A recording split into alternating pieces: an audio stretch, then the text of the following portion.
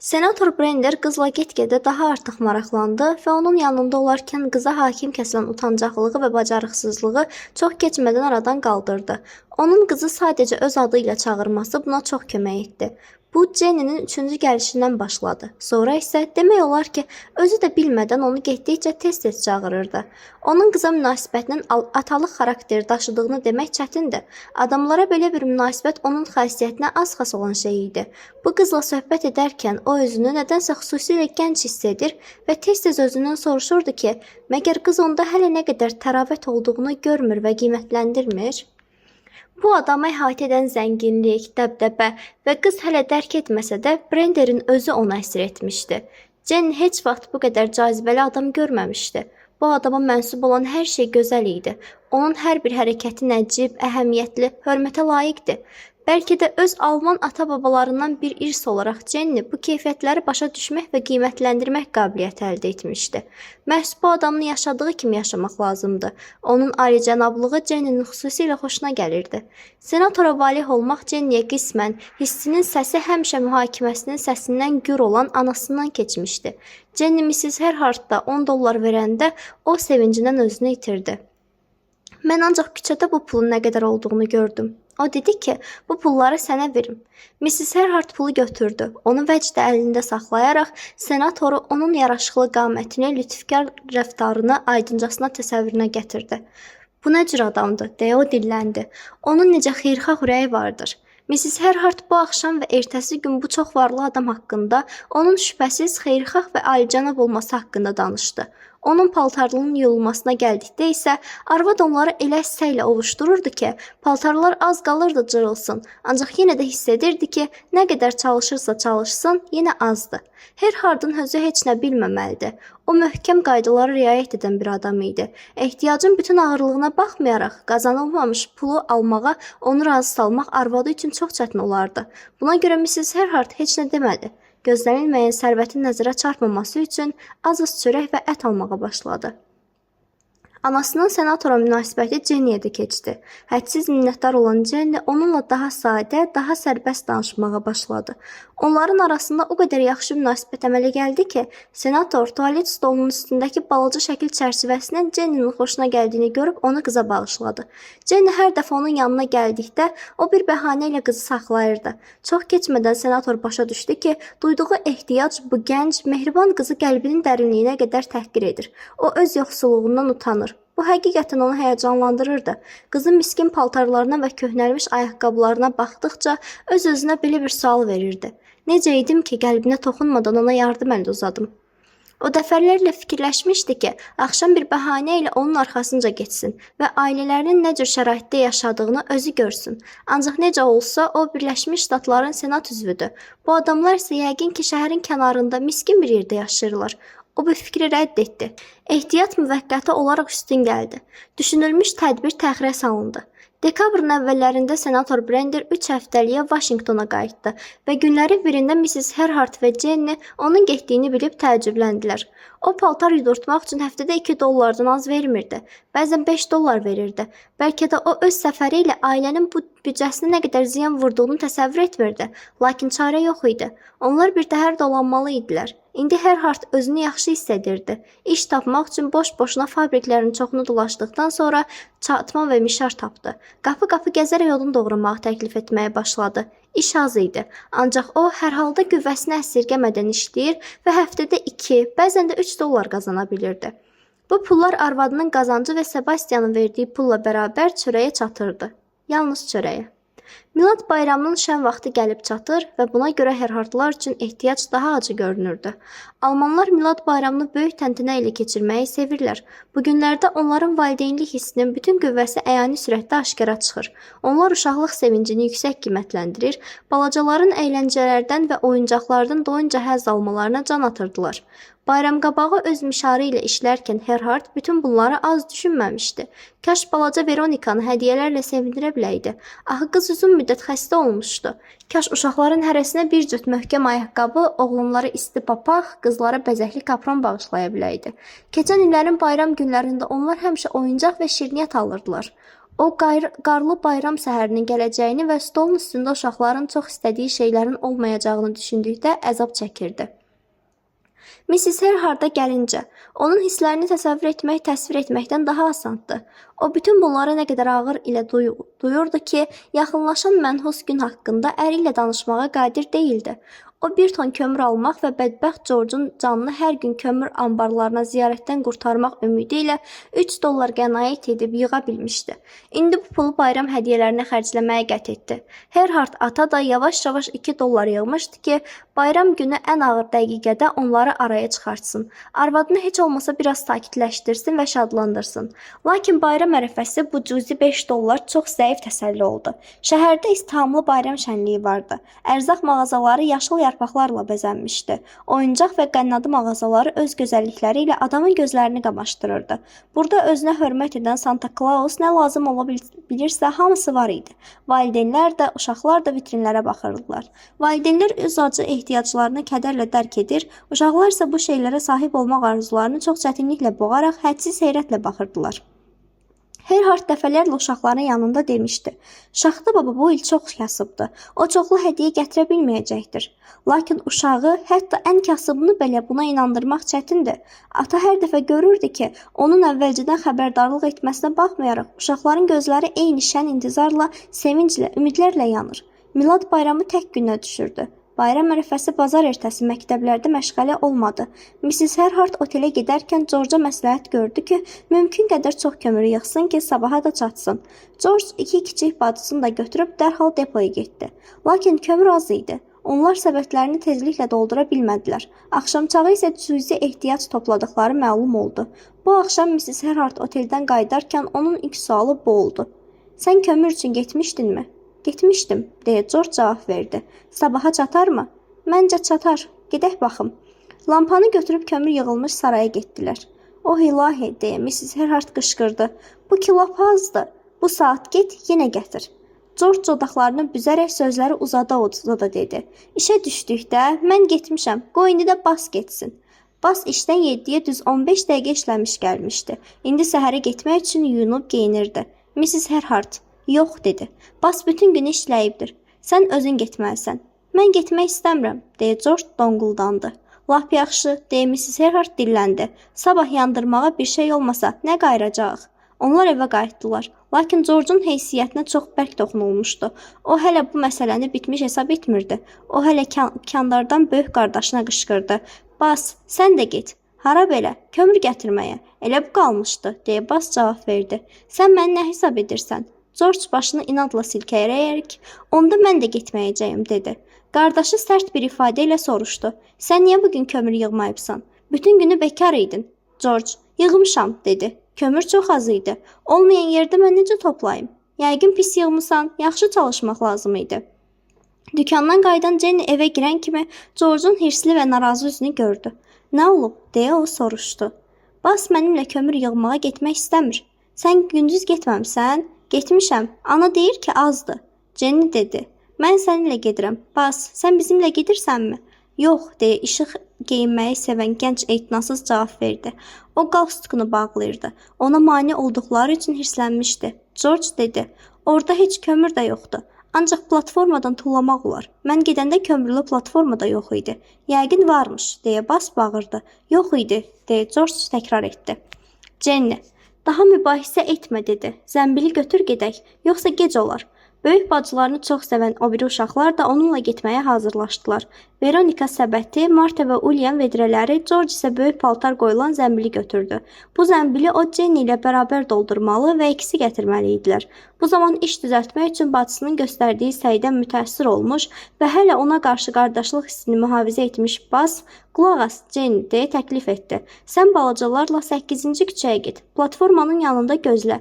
Mən ora gedirəm, ancaq mən ora çatanda heç biriniz özünüzü elə göstərməyin ki, məni tanıyırsınız. Elə belə deyin. Mister, rica edirik, biraz kömür tullayın. Mən platformaya qalxaram, nə qədər lazımsa tullaram. Başa düşdünüzmü?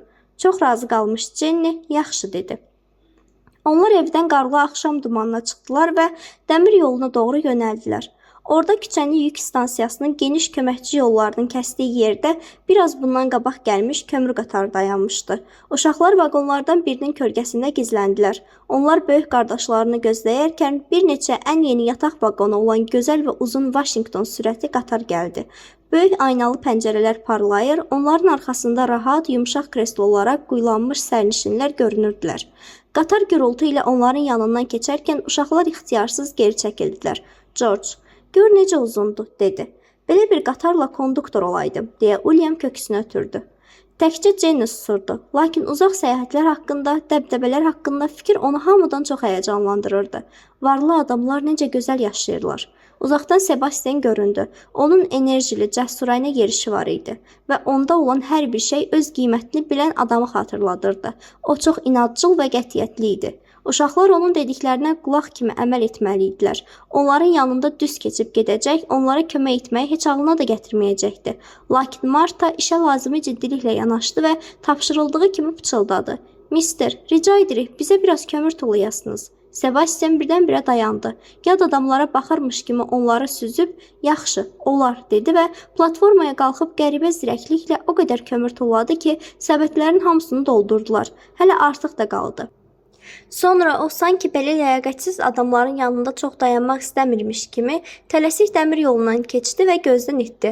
Evə qayıdarkən bir centlmen gördülər. Bu dəfə gördükləri başında silindir, əynində gözəl plaş olan əsl centlmen idi.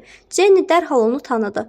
O Washingtondan yeni qayıtmış və bu bayramdan ürək açıcı bir şey gözləməyən senator Brender idi. O uşaqların diqqətini cəlb edən ekspreslə gəlmişdi.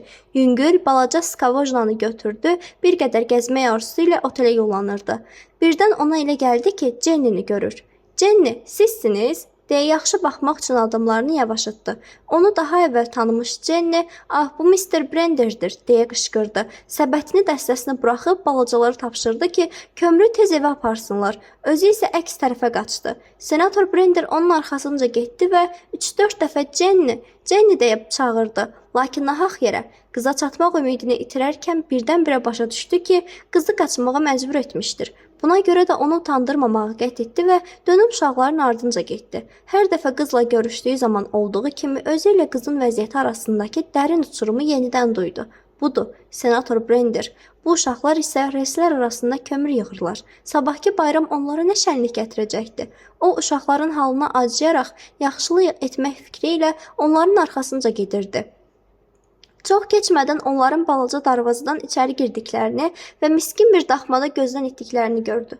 Senator küçəni keçdi və üstünə qar tökülmüş ağacın seyrək kölgəsində durdu. Həyətə baxan pəncərədən sarı işıq düşürdü. Ətrafda hər şey qarla örtülmüşdü. Evdən uşaqların səsi gəlirdi. Bir dəfə Brenderə elə gəldi ki, Mrs. Herhard'ı görür. Biraz sonra yan balaca qapıdan kimisə kölgəsi ötüb keçdi. Senator bu kölgəni tanıdı. Onun ürəyi döyündü. Həyəcanlı boğaraq dodaqlarını dişlədi. Sonra sərt bir hərəkətlə çevrildi və uzaqlaşdı. Şəhərin ən böyük baqqalı Manning adlı bir tacir idi. O Brenderin möhkəm tərəfdarı idi və özünün senatorla tanışlığı ilə çox fəxr edirdi. Bu axşam Brender onun yanına gəldi. "Manning, siz bugün mənim bir tapşırığımı yerinə yetirə bilərsinizmi?" deyə o soruşdu. "Əlbəttə yerinə yetirərəm, senator, əlbəttə," deyə dükançı cavab verdi. "Siz nə vaxt qayıtmısınız? Sizi görməyimə çox şadam, qulluğunuzda hazıram. 8 baş ailə, ata, ana və 6 uşaq üçün bayrama lazım olan hər şey hazırlayın. Yolka, ərzaq, oyuncaq. Nə deyim, özünüz bilirsiniz. Əlbəttə, əlbəttə, senator. Xərcinə baxmayın, hamısını bol-bol göndərin. Bu saat mən sizə ünvanı verərəm." O yazı dəftərçəsini çıxartdı. "Məmnuniyyətlə hamısını edərəm," deyə Manning sözünə davam etdi. "Böyük məmnuniyyətlə. Siz həmişə alicənab olmuşsunuz." "Yaxşı, yaxşı, Manning," deyə senator yalnız dövlət adamı ləyaqətini qorumaq üçün üz-gözünü turşutdu. "Hamısını tez, yubanmadan göndərin və hesabını mənə yollayın." Sevinmiş alverçi ancaq "böyük məmnuniyyətlə" deyə bildi. Senator küçəyə çıxdı. Qoca Herhardları xatırlayaraq ayaqqabı və hazır paltarlar mağazasına girdi. Birdən şeylərin nə ölçüdə olduğunu bilmədiyini xatırladı. Dəyişmə hüququ ilə bəzi şeylər sifariş verdi. Sonra otelə qayıtdı. O təkrar-təkrar düşünürdü. Kömür toplayırlar. Mən nə qədər diqqətsiz olmuşam. Mən artıq onları unutmamalıyam. 4-cü fəsil. Senatoru görərkən Jennini bürüyən qaçmaq arzusu onunla izah olunurdu ki, o öz vəziyyətini alçaldıcı hesab edirdi. Senator onun haqqında belə yaxşı rəydə ikən Brender'in onu rəzil bir işlə məşğul görməsindən utanırdı. O sadəlövhcəsinə fikirləşirdi ki, senatoru şəxsən onun özü deyil, nə isə başqa bir şey maraqlandırır. Jenny evə gələndə də uşaqlar onun qaçdığını analarına nağıl etmişdilər. O otağa daxil olan kimi George soruşdu. Sənə nə olmuşdu? Heç nə, deyə Jenny cavab verdi və burdaca anasına tərəf çevrilib izah etməyə başladı. Mr. Brender bizim yanımızdan keçib bizi gördü. Yox canım, deyə Mrs. Herhart yavaşdan səsləndi. Deməli o qayıtmışdır. Bəs sən niyə qaçıbsan axmaq? Mən istəmirdim ki o məni görsün. Ana qayğı ilə dedi. Bəlkə o heç səni tanımayıb. Yox, tanıdı, deyə Jenny pıçıldadı. O məni 3 dəfə səslədi. Mrs. Herhart başını buladı. Söhbəti eşidən Herhart qonşu otaqdan çıxa-çıxa soruşdu. Nə olub? Heç nə, deyə arvadı cavab verdi. O senatorun onların həyatında nə kimi rol oynamağa başladığını heç də izah etmək istəmirdi. Uşaqlar kömür gətirəndə kimsə onları qorxutmuşdur. Elə bu axşam biraz keçmiş milad hədiyyələri gəldi və bu bütün ailəni çox həyəcana saldı. Ərzaq mağazasının arabası onların qapısında dayandığı və kuryer möhkəm bədənli oğlan paketləri evə daşıdığı zaman Herhart və onun arvadı gözlərinə inanmadılar. Kuryeri səhv etdiyinə inandırmaq üçün faydasız cidd cəhddən sonra Herhartlar səbəbi aydın olan şadlıqla bütün bu nemətləri gözdən keçirməyə başladılar. Kuryer inamla dedi. Siz narahat olmayın. Mən nə etdiyimi bilirəm. Sizin familiyanız Herhartdır, eləmi? Bunlar hamısı sizə çatacaqdır. Mrs. Herhart yerində otura bilmirdi. Əllərini həyəcanla ovuşduraraq təkrar edirdi. Nə deyirsən buna? Möcüzə deməzsən? Herhardın özü də tanımadığı xeyirxah adamın səxavəti haqqında fikirləşməkdən mütəəssirlənmişdi. O bu yaxşılığı bir zaman fabrikasında işlədiyi və ona yaxşı münasibət bəsləyən iri yerli fabrik sahibinin adına yazmaq istəyirdi. Mrs. Herhart gözlənilməyən sevincin həqiqi mənbəyini şübhəli olsa da anlayırdı və gözləri yaşarmaq dərəcəsinə qədər mütəəssir olmuşdu. Lakin susurdu. Jenny isə dərhal burada kimin əli olduğunu başa düşdü. Milad bayramının ikinci günü Brender oteldə Mrs. Herhart ilə görüşdü. Jenny təsərrüfat işləri ilə məşğul olmaq üçün evdə qalmışdı. Brender əlini uzadaraq mehribancasına səsləndi. Mrs. Herhart, keyfiniz necədir? Bayramı necə qarşıladınız? Zavallı Mrs. Herhart utana-utana onun əlini sıxdı. Onun gözləri bir an yaşla doldu. Brender əlini onun çiyninə vuraraq, yaxşı, yaxşı dedi. Ağlamaq lazım deyil. Paltarları yumağa aparmağı unutmayın. Yox, unutmaram, ser, deyə Mrs. Herhart cavab verib yenə nə isə demək istədi. Lakin Brender artıq uzaqlaşmışdı. İndi Herhart daima oteldə yaşayan qəribə senator haqqında, onun lütufkarlığı, paltar yudurtmaq üçün nə qədər çox pul verməsi haqqında danışıqlar eşidirdi. Sadəqəlb, zəhmətkeş Mr. Brender'in çox xeyirxah, çox nəcib adam olmasına tez inandı. Jenny'nin özü də belə düşünür və senatora getdikcə daha çox valih olurdu. Jenny elə böyümüş və elə yaxşılaşmışdı ki, heç kəs onun yanından laqeyd ötüb keçə bilməzdi. O uca boylu idi, bədən quruluşu gözəl idi. Uzun paltarlarda kübar qadınların zinətində o senator kimi görkəmli bir kişiyə gözəl tay ola bilərdi. Onun insanı heyrətləndirəcək dərəcədə aydın, oynaq gözləri, gözəl rəngli siması, düz ağ dişləri vardı. Həm də o ağıllı, həssas və çox müsahidəçi idi. Onda ancaq tərbiyə və özünün asılı müti vəziyyətini başa düşən adamlarda heç vaxt tapılmayan inam çatmırdı. Paltar yumaqla məşğul olmaq, onları gətirib aparmaq, hər cür xırda-xuruş şeyləri bir sədəqə kimi qəbul etmək onun əl-qolunu bağlayırdı. İndi o həftədə 2 dəfə otelə gəlirdi. Senator Brender onunla mehriban rəftar edir, özünü sərbəst aparırdı. Jenny də belə edirdi. Senator tez-tez ona, onun bacılarına və qardaşlarına kiçik hədiyyələr verir və həmişə onunla elə sadə, elə səmimi danışırdı ki, nəhayət onları bir-birindən ayıran uçurum yox oldu. Jenny onun simasına möhtəbər senatordan artıq alicənab bir dostunu görməyə başladı. Bir dəfə Brender ondan oxumaq istəyib istəmədiyini soruşdu. Senator düşünürdü ki, yaxşı məktəb onu daha cazibədar edə bilər. Nəhayət bir dəfə axşam o Jenny'nin yanına çağırdı. Jenny, buraya, yaxına gəl. Jenny yaxına gəldi. Brender birdən onun əlindən tutdu. Jenny, deyə o şən və sınayıcı nəzərlə qızın üzünə baxdı. Deyin görək, siz mənim haqqımda nə düşünürsünüz? Jenny utana-utana kənara baxaraq, bilmirəm, dedi. Siz bunu nə üçün soruşursunuz? Xeyr, bilirsiniz, deyə o təkid etdi. Axı necə olsa mənim haqqımda bir rəyiniz vardır. İndi deyin görüm, o rəy nədən ibarətdir? Jenny sadəlövhcəsinə cavab verdi. Heç bir fikrim yoxdur. Xeyr, vardır, deyə o təkrar etdi. Cenninin açıq boyun qaçırtması onu əyləndirir və maraqlandırırdı. Siz mənim haqqımda bir şey düşünməlisiniz. Nə düşünürsünüz? Jenny senatorun alnı üzərində yüksələn və onun gözəl simasına əzəmət verəndən düşmüş şux qara saçlarına yuxarıdan aşağı baxaraq sadəlliklə "Sizin mənim xoşuma gəlib gəlmədiyinizi soruşursunuz, eləmi?" deyə soruşdu. "Bəli", deyə o bir qədər peşman olub cavab verdi. Jenny əzilib üzülməyə bacarmırdı. O xoş bir təbəssümlə dedi: "Əlbəttə, xoşuma gəlirsiniz. Siz heç vaxt mənim haqqımda başqa bir şey düşünməyibsiniz? Mən düşünürəm ki, siz çox yaxşı adamsınız", deyə Jenny daha çox sıxılaraq cavab verdi. O ancaq indi duyurdu ki, Brender hələ də onun əlini saxlamaqdadır. "Vəssalam", deyə senator soruşdu. Jenny: "Məgər bu azdır?" dedi və onun kirpikləri titrədi. Senator ona baxır, Jenny'nin şən, dostcasına və açıq nəzərləri onu dərindən həyəcanlandırırdı. O dinməzcə qızın üzünü, onun simasının cizgilərini öyrənirdi. Jenny isə üzünü yana çevirmiş və büzüşmüşdü. Bu sınayıcı baxışların bütün mənasını başa düşməkdən daha artıq hiss etməkdə idi. Nəhayət senator dedi: "Mən isə belə fikirləşirəm ki, siz çox gözəl qızsınız. Sizə elə gəlmir ki, mən çox qəşəng adamam?" "Gəlir", deyə Jenny qəti cavab verdi. Jenny'nin sözü elə məzəli çıxdı ki, senator kreslosunun arxasına söykənib qəhqəhə çəkdi. Jenny maraqla ona baxdı və gülümsədi. "Nəyə gülürsünüz?" deyə Jenny soruşdu. "Sizin cavabınıza. Əlbəttə gülmək lazım deyildi. Siz məni zərrə qədər qiymətləndirmirsiniz. Yəqin mən sizin heç xoşunuza gəlmirəm." "Xeyr, xoşuma gəlirsiniz", deyə Jenny ciddi cavab verdi. "Siz elə yaxşısınız ki, onun gözlərində aydın görünürdü ki, bu sözləri ürəkdən deyir." "Belə", deyə Brender dilləndi və qızı yavaşca özünə tərəf çəkib yanaqlarından öpdü.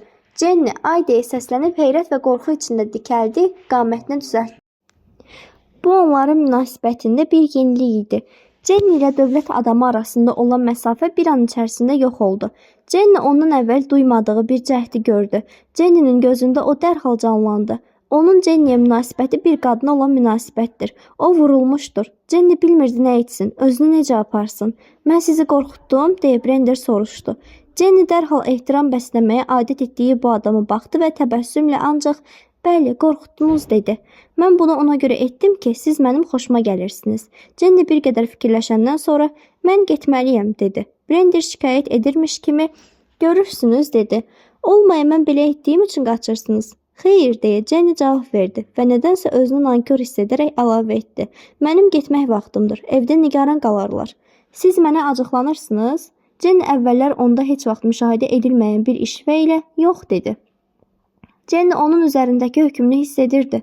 Bu elə yeni, elə heyrətləndirici bir hal idi ki, ikisi də çaşdı. Bir sıxıntı içində susdu. Senator ayağa qalxaraq "Hər necə olsa, indi siz mənimsiniz" dedi. "Bugündən mən sizin qayğınızı çəkəcəyəm."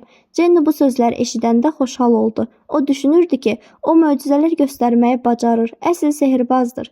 Jenny ətrafına baxdı və qarşısında belə yeni, heyrətə şayan həyatın açılması fikri ilə sevincdən başı gicəlləndi. Onun nə demək istədiyini Jenny tamamilə başa düşə bilməzdi. Yəqin o xeyirxah və alicənab olacaqdır. Ona gözəl şeylər bağışlayacaqdır. Əlbəttə, Jenny xoşbəxt idi. O öz vəziyyətinin mənasız olduğunu görmədən, duymadan paltar boğçasını götürdü. Halbuki Brender üçün bu acı bir məzəmmət idi. Senator fikirləşdi. Jenny paltar daşımamalıdır. Onda zərif mehribanlıq və rəğbət hissi hərarəti bir dalğa kimi baş qaldırdı. Senator bu dəfə mərhəmətli bir hakim kimi Jenny'nin üzünü əlləri arasına aldı. O dedi: "Eybi yoxdur qəşəng qız. Siz həmişə bu işlə məşğul olmayacaqsınız. Mən fikirləşib bir şey taparım." Bundan sonra onlar bir-birinə daha sadə və daha dostcasına əlaqə bəsləməyə başladılar.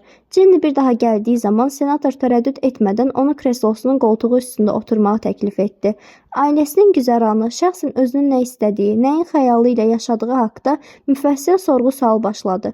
Brender görürdü ki, Jenny onun bəzi suallarına, xüsusən atasının işi haqqında sualına könülsüz cavab verir. O atasının qapı-qapı gəzib odun doğradığını etiraf etməyə utanırdı. Bunda daha ciddi bir şey gizləndiyindən ehtiyat edərək Brender işin nə yerdə olduğunu bilmək üçün bu yaxın günlərdə onlara getməyə qət etdi. O boş vaxtı olan kimi belə də etdi. Bu konqresdə onun məğlubiyyəti ilə bitmiş qızğın mübarizənin başlanmasından 3 gün qabaq oldu. Bu 3 gün ərzində onsuz da heç bir şey etmək mümkün değildi. Beləliklə Brender çəliyini əlinə aldı və Herhardların evinə doğru yönəldi. Yarım saatdan sonra o qətiyyətlə onların qapısını döydü. Qapını Mrs. Herhard açdı. Senator şadlıqla salam dedi və Mrs. Herhardın sıxıldığını görərək əlavə etdi. Gəlmək olar? Qeyri-adi qonağı görərək sadədil qadın özünü tamam itirdi. O əllərini köhnə, yamaqlı önlüyü ilə sildi və nəhayət "Bəli, rica edirəm, buyurun" deyə cavab verdi. Mrs. Herhard qapını bağlamağı unudaraq senator tələsik otağa gətirdi və stulu çəkib oturmağı təklif etdi. Brender onu bu qədər karıxdığına heyfisləndi. "Narahat olmayın, Mrs. Herhard. Mən elə belə evinizin yanından keçirdim. Sizə dəymək istədim. Ərinizin səhhəti necədir? Sağ olun, yaxşıdır, salamatdır" deyə Mrs. Herhard cavab verdi. "İşə gedibdir. Deməli yer tapmışdır." "Bəli, ser" deyə Mrs. Herhard cavab verdi. Jenny kimi o da bu işin nə cür olduğunu deməyə cürət etmirdi. "Ümidvaram ki, uşaqlar da sağ-salamatdır. Məktəbə də gedirlər." "Bəli", Mrs. Herhard cavab verdi. Mrs. Herhard önlüyünü çıxartdı və utana-utana onu ovuşdurmağa başladı.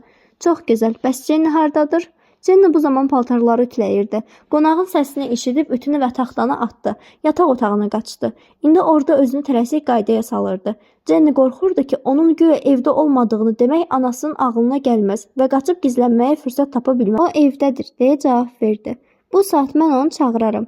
Jenny yavaşca onu məzəmmət etdi. "Axı sən niyə ona dedin ki, mən buradayam? Mən nə edə bilərdim?" Onlar senatorun yanına getməyə qərarlaşdıra bilmirdilər. O isə bu vaxt otağı nəzərdən keçirirdi. Bu qədər ləyaqətli adamların belə ehtiyac içərisində yaşamasını görmək onu kədərləndirirdi. Senator bir yolla onlara kömək etmək istəyirdi. Nəhayət Jenny qətiyyətsizlik içərisində otağa daxil olarkən senator "Sabahınız xeyir" dedi. "Keyfiniz necədir?" Jenny ona yaxınlaşdı. Qızarmış halda əlini ona uzatdı. Onun gəlişi Jenny o qədər həyəcanlandırmışdı ki, o bir kəlmə də deyə bilmədi. "Sizdə baş çəkib keyfinizi soruşmaq istədim" deyə senator izahat verib əlavə etdi. "Ev pis deyil. Neçə otağınız var?" 5 deyə Jenny cavab verdi. "Bizi bağışlayın, evi yığışdırmamışıq. Səhərdən paltar ütüləyirik. Ona görə də hər şey alt-üst olubdur." Brender mehribanlıqla cavab verdi. "Başa düşürəm. Nə üçün siz belə fikirləşirsiniz ki, mən bunu başa düşmürəm, Jenny? Məndən utanmaq lazım deyil." O həmişə Jenny onun yanında olduğu vaxtlar danışdığı kimi sakit və dostcasına danışırdı. Bu Jenny'nin özünə gəlməsinə kömək etdi. "Mən bir də sizə gəlsəm sıxılmayın. Mən sizi yoxlayacağam. Sizin atanızı görmək istərdim." Jenny dedi.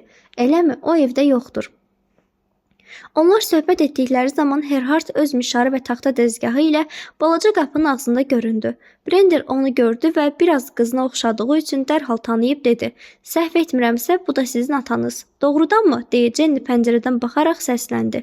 Fikrə dalmış Herhard gözünü belə qaldırmadan pəncərənin yanından ötüb getdi. O taxta dəzgahı divarın dibinə qoydu. Mişarı mexdən asdı və evə girdi. "Ana" deyə o almanca çağırdı. Arvadını görməyib qapıya yaxınlaşdı və yemək otağına nəzər saldı. Brender yerindən qalxdı və əlini ona uzatdı. Donqar damarları görünən arıq alman ona yanaşdı. Yad adama müəmmalı bir tərzdə baxaraq uzadılan əli sıxdı. "Bu mənim atamdır, Mr. Brender" deyə Jenny onları tanış etdi. Senatora mehribanlıq hissi onun utancaqlığına qalib gəlmişdi. "Ata, bu Mr. Brenderdir, oteldə yaşayan." Herhard gözünü birisindən ayırıb o birisinə dikərək soruşdu. "Familiyası nədir?" "Brender" deyə senator cavab verdi. Herhard aydın hiss edilən alman tələffüzü ilə danışırdı. "Aha, bəli. Xəstəlikdən sonra mən pis eşidirəm. Arvadım sizin barənizdə danışırdı. Mən gəlib sizinlə tanış olmağı qət etdim. Görürəm ailəniz böyükdür." "Bəli." Ailənin atası birdən xatırladı ki, əynindəki nimdaş iş kostyumudur. O tez çıxıb getmək istədi. 6 uşaqdır. Hələ heç birinin ağzı çörəyə çatmamışdır. Böyük qızım budur. Arvadı otağa gəldi. Herhard bu təsadüfdən istifadə etməyə tələsdi. "Bağışlayın, mən gedim. Mişarı sındırdım. İşi yarıda qoymalı oldum." Brender nəzakətlə "Buyurun" dedi və Jenny'nin həmişə üzərindən ötüb keçmək istədiyi məsələni anladı. O yəqin ki, Jenny'nin heç nəyi gizlətməyə cəsarəti çatmasını üstün tutardı. Mrs. Herhard stulda gərgin halda oturub özünü düzəltdiyi zaman senator "Məsələ belədir, Mrs. Herhard" dedi. "Mən istərdim ki, siz bundan sonra məni yad adam hesab etməyəsiniz. Bir də mən istərdim ki, siz öz işləriniz haqqında mənimlə müfəssilə söhbət edəsiniz. Jenny bəzən mənə hər şeyi demir." Jenny bir söz demədən gülümsədi. Mrs. Herhard narahat surətdə əllərini əzişdirdi. "Yaxşı" deyə o utana-utana minnətdarlıq hissi ilə cavab verdi. Onlar biraz söhbət etdilər. Sonra senator qalxdı və "Ərinizə deyin ki, bazar ertəsi otelə mənim yanıma gəlsin" dedi. "Mən ona kömək etməyə çalışaram." Mrs. Herhard utana-utana mızıldandı. "Sağ olun." İndi isə mənim getmək vaxtımdır, deyə Brender əlavə etdi. Demək yadınızdan çıxmasın. Əlinizə deyin ki, mənim yanıma gəlsin. Əlbəttə, gələr.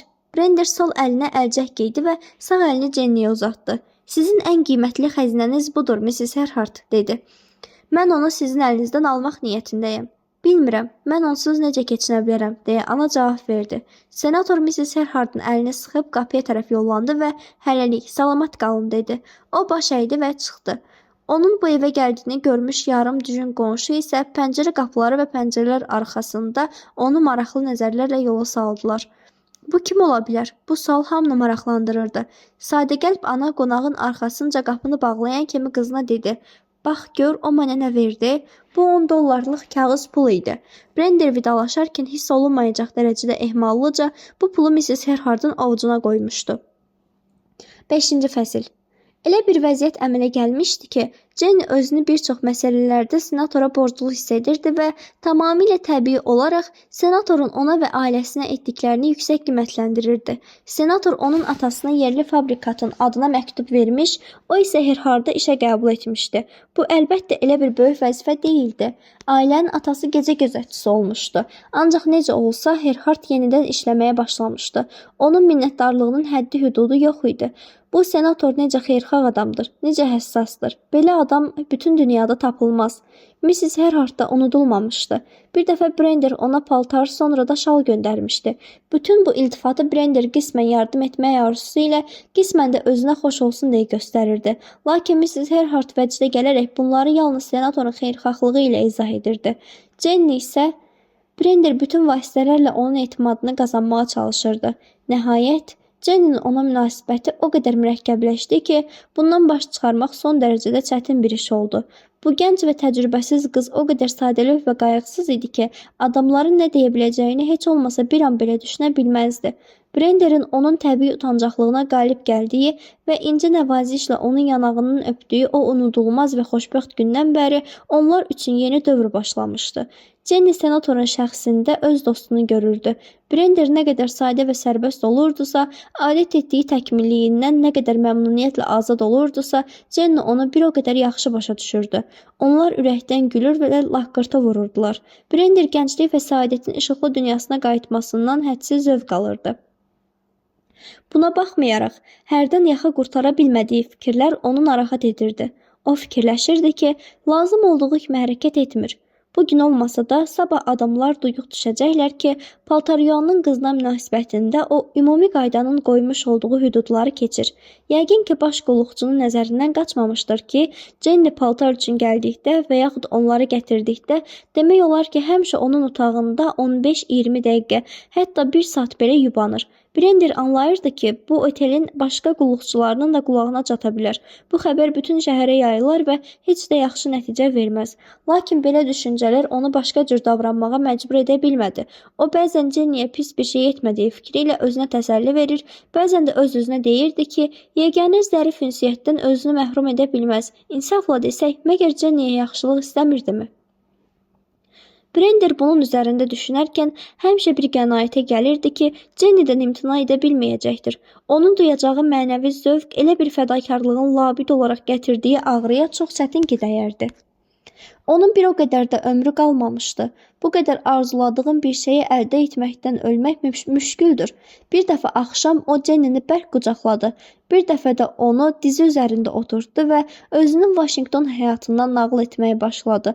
O indi Jenny'ni heç vaxt nəvazişsiz yaxud öpüşsüz yola salmırdı. Lakin bunlar hamısı ancaq zəif və qeyri-müəyyən ciddi cəhd idi. O Jenny'ni çox təşvişə salmaq istəmirdi.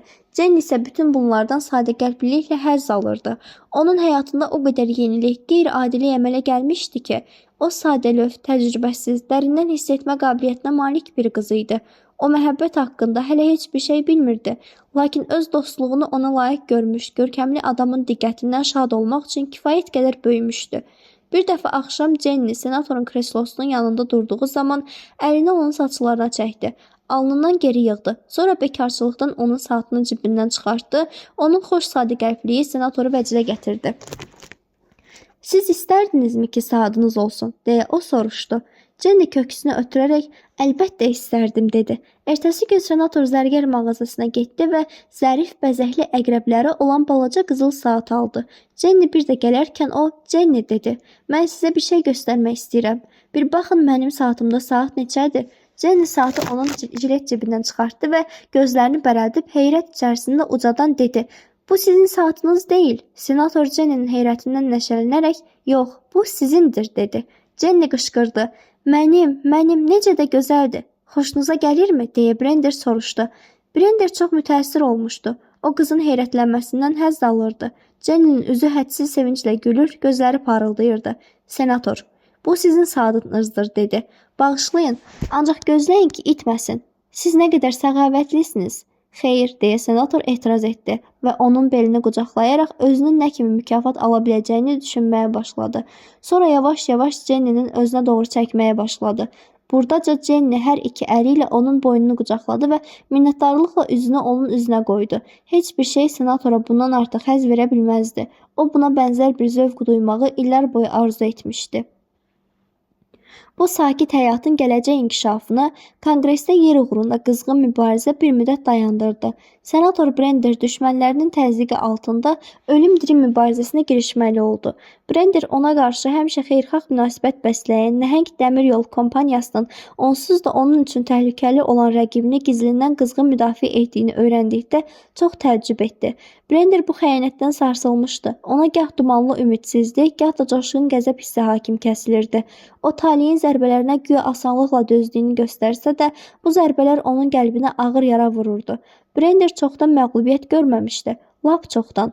Jenny birinci dəfə məhz bu günlərdə kişi xarakterinin sabitsizliyinin nə demək olduğunu öyrəndi. O 2 həftə Brenderi heç görmədi. Sonra bir dəfə axşam öz partiyasının yerli lideri ilə olduqca uğursuz söhbətdən sonra o Jenny'ni çox soyuq qarşıladı. Jenny qapını döyərkən o qapını biraz açdı və demək olar ki, kobudcasına mən bugün paltar məsələsi ilə məşğul ola bilmərəm, dedi. Sabah gəlin. Belə bir qəbuldan heyrətlənmiş və kədərlənmiş Jenny çıxıb getdi. O hətta nə düşünəcəyini də bilmirdi. Bir an içərisində senator yenidən əlçatmaz yüksəkliyə qalxmış, yad və uzaq bir adama çevrilmişdi. Onu narahat etmək olmazdı. Əlbəttə, əgər beyninə düşübsə, o Jenny'ni öz dostluq qayğısına məhrum edə bilər. Ancaq nə üçün? 1 yaxud 2 gündən sonra senator peşman oldu. Lakin səhvini düzəltməyə macal tapmadı. Paltar tamamilə rəsmi surətdə aparılmış və yuyulub qaytarılmışdı. O bütün varlığı ilə işə girişərək ağır məğlubiyyətə düçar olana dək hər bir şeyi yadına salmadı. Rəqibi ondan 2 səs artıq almışdı. Brender işin belə nəticələnməsindən tamam sarsılmış, ruhdan düşmüşdü. İndi o nə etməli idi? Gözəl ümidlərdən daha da dirçəlmiş, həyatın coşqun sevinci ilə qanadlanmış Jenny senatorun yanına gəldikdə onu belə bir vəziyyətdə gördü. Qəmli fikirlərin təsiri altında coşub qalmış Brender əvvəlcə Jenny ilə sadəcə öz başını qarışdırmaq, əylənmək üçün söhbət etməyə başladı. Sonra hiss edilmədən onun kədəri dağıldı və Brender yavaş-yavaş gülümsəməyə başladı. Ah Jenny, deyə o uşaqla danışırmış kimi ona müraciət etdi. Sizin xoşbəxtliyinizdir ki, cavansınız. Bu həyatda ən yaxşı, ən qiymətli nemətdir. Doğrudan? Bəli, ancaq siz hələ bunu başa düşmürsünüz. İnsan bunu həmişə çox gec başa düşür. Həmin axşam o öz-özünə dedi. Mən bu qızı sevirəm. Mən istərdim ki, ondan heç vaxt ayrılmayım. Lakin tali ona bir zərbə daha hazırlayırdı. Oteldə söz yayıldı ki, Jenny özünü üstü örtülü desək qəribə aparır. Əgər paltaruyanın qızının geyimində öz vəziyyətinə müvafiq olmayan bir şey nəzərə çarpsa, o özünü acı eyhamlardan qurtarar bilməz. Jenny də qızıl saat gördülər. Baş qulluqçu bunu qızın anasına xəbər verdi. Mən bu qərara gəldim ki, sizinlə danışmaq lazımdır. Siz qızınızı paltar üçün onun yanına göndərməyin, yoxsa dedikodu başlanıbdır.